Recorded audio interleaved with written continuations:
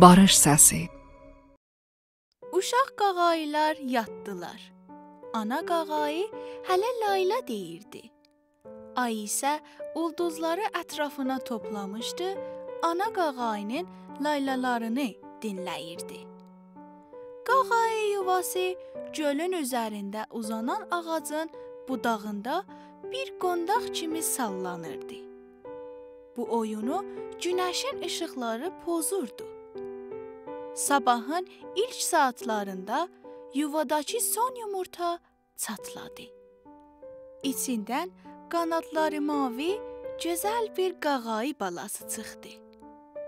Ana qağayı gölün durğun sularına baxırdı. Qağayıcıq necə böyüdü?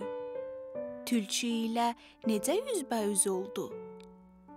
Canın tülkünün əlindən necə qurtardı? Bu sorğu-suallara cavab vermək üçün bu kitabı Barış Səsi saytından alıb davamını oxuya bilərsiniz. Qağayı ilə Tülkü kitabı Səlcuq Yayım Evindən nəşr olub və 6 yaşdan yuxarı uşaqlar üçün münasibdir.